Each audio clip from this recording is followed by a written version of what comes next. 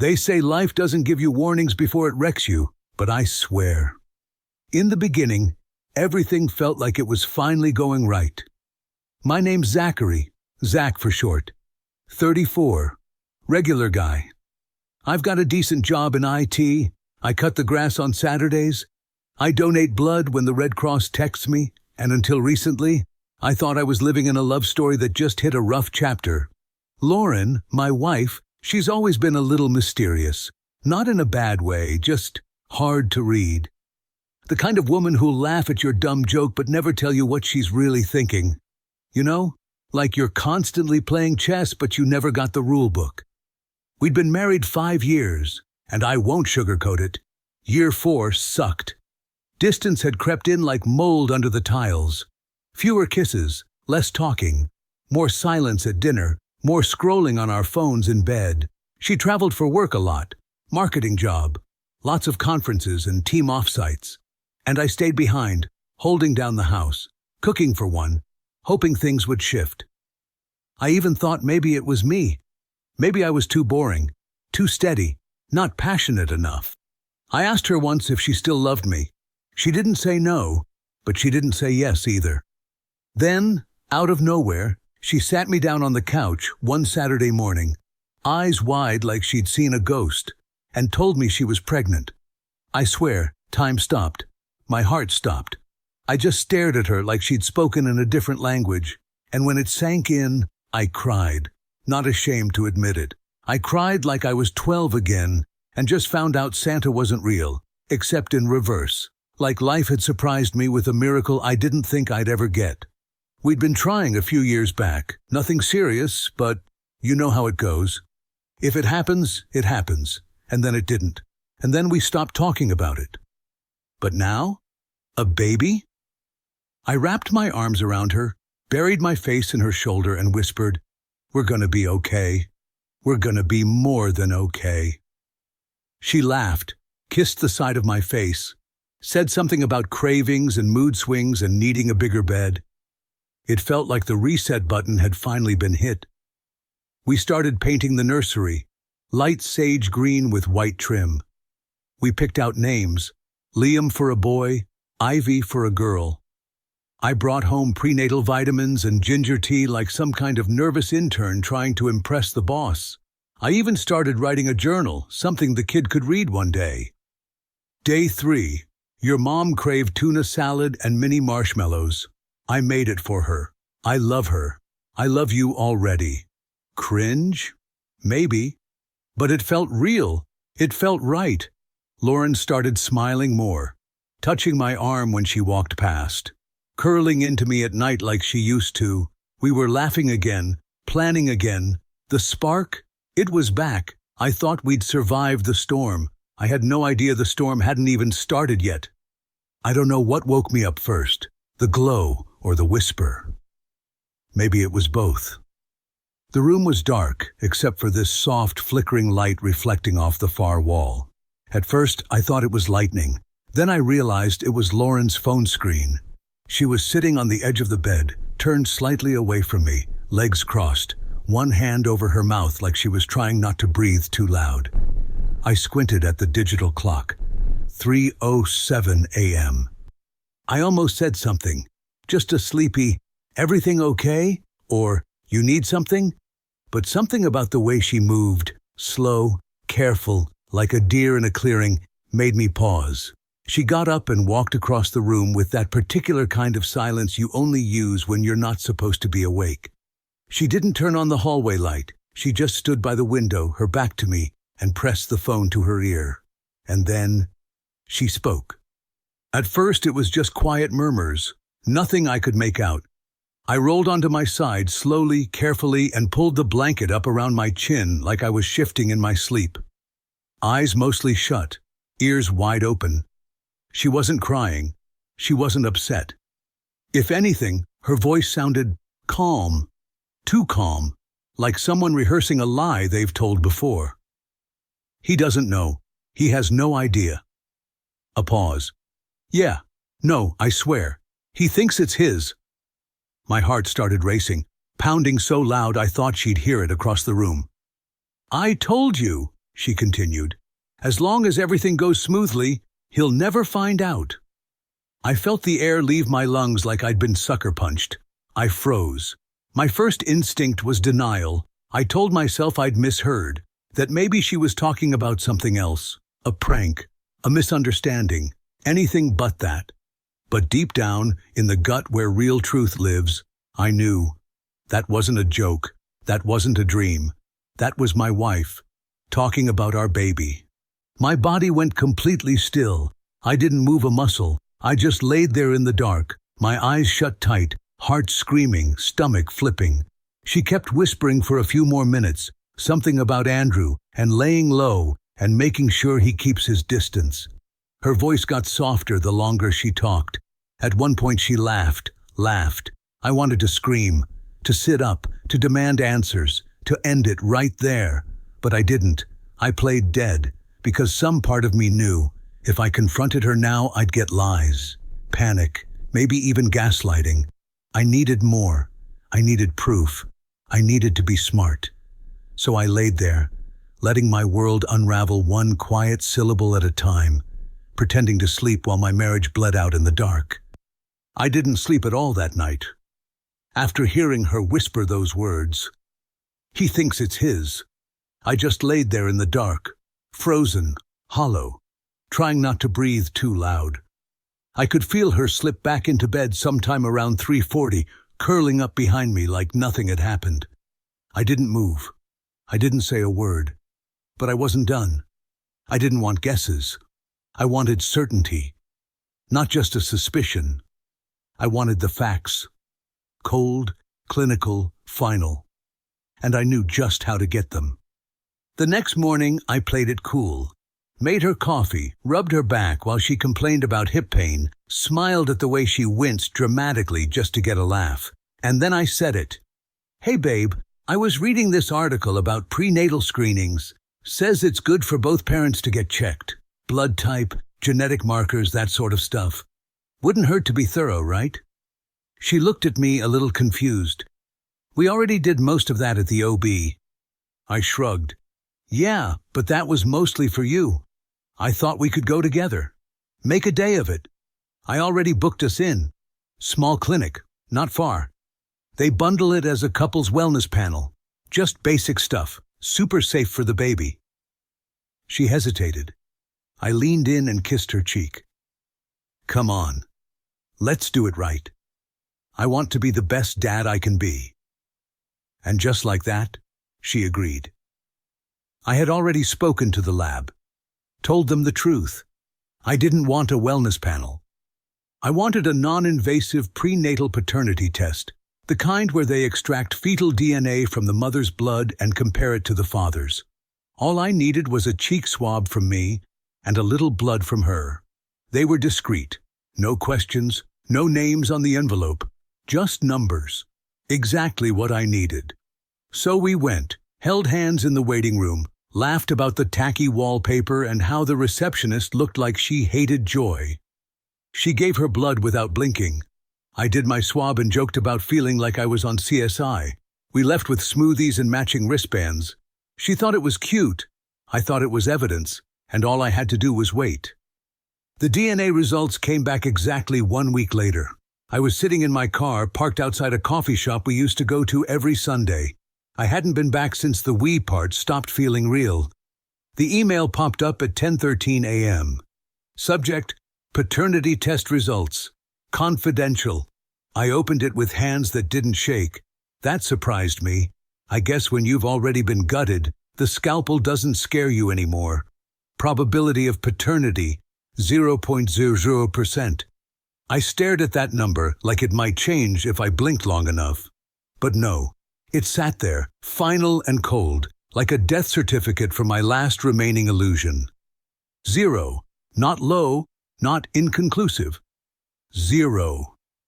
The kind of number that makes everything else in your life suddenly rearrange itself like a sinister Rubik's Cube. The nursery paint, the name list, the journal entries, the ultrasound photos on the fridge. All of it? A stage set for a performance I never auditioned for. And still, I didn't confront her. Why? Because part of me wanted more than the truth. I wanted her to feel it. Not just know it, feel it. Deep in her bones, in her gut. I wanted her to relive that moment I had in bed at 3:07 a.m., where the air gets sucked out of your lungs and the world tilts sideways. So I waited. There was a baby shower coming up. A big one. Hosted by her sister, catered, decorations already flooding our hallway. Balloons, banners, diaper cakes, you name it. Everyone was buzzing, lavender and blush balloons, the smell of cupcakes and candles, fake laughter bouncing off the walls. Her sister hired a photographer. There was a charcuterie board shaped like a teddy bear. I'm not kidding. I should have felt proud. But all I could feel was heat behind my eyes and the envelope in my jacket pocket, heavier than anything I've ever carried. Inside, the DNA results. On the front, to the real father, you'll want to read this. I had written it in my neatest handwriting, like I was addressing a wedding invite. It felt poetic in a twisted way. Lauren floated around the room, hair done, makeup flawless, laughing with friends, taking selfies, rubbing her belly every time someone glanced over. People kept clapping me on the back. You ready for fatherhood, Zach? She's glowing, man.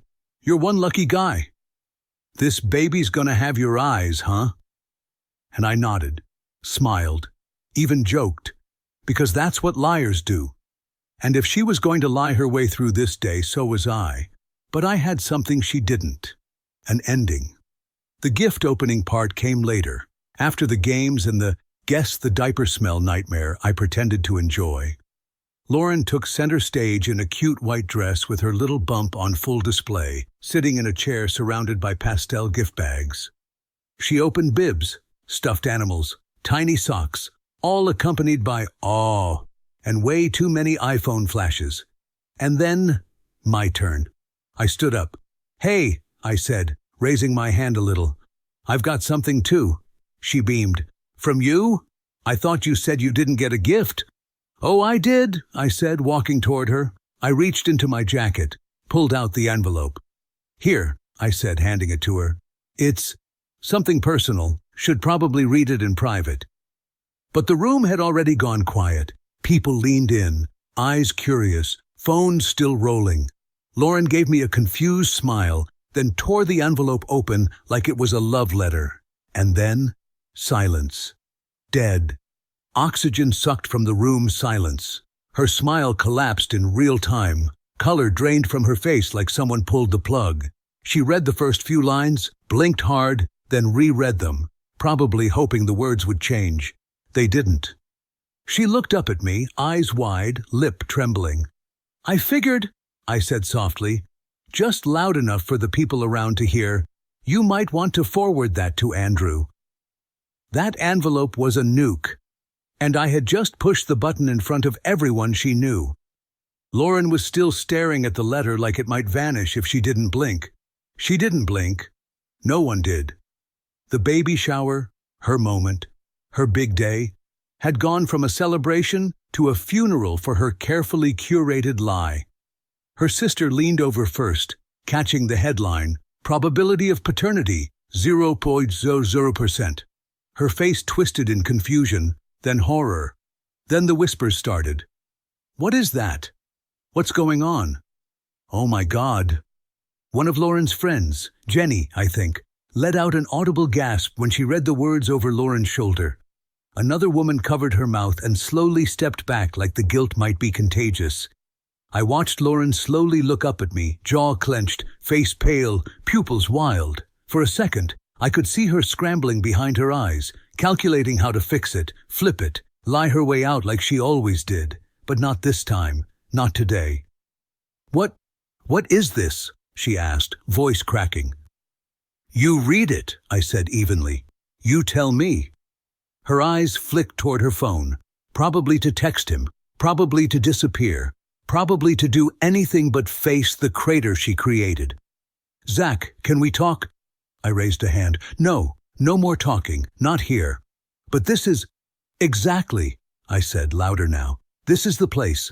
These are your people, the ones you've been lying to while rubbing your belly and smiling for pictures. Let them see it. Someone in the back muttered, Jesus Christ. I stepped back. looked around the room. "Sorry for ruining the party," I said, voice calm.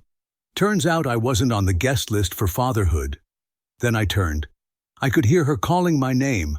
Once, then again, louder, more desperate. But I didn't stop.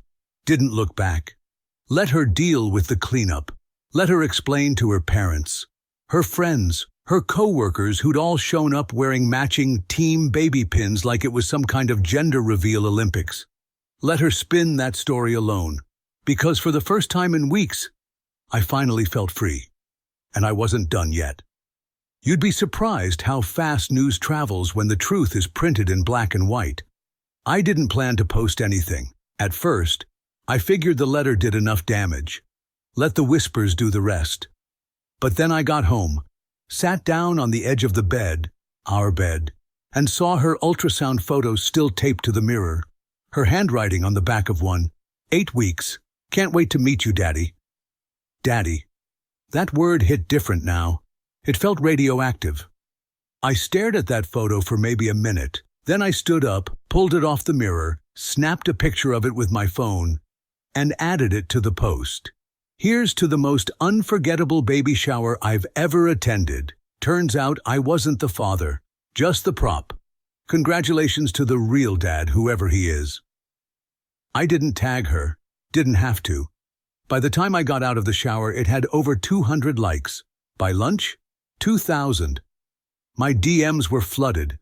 Some sharing their own war stories, a few suggesting I run a podcast.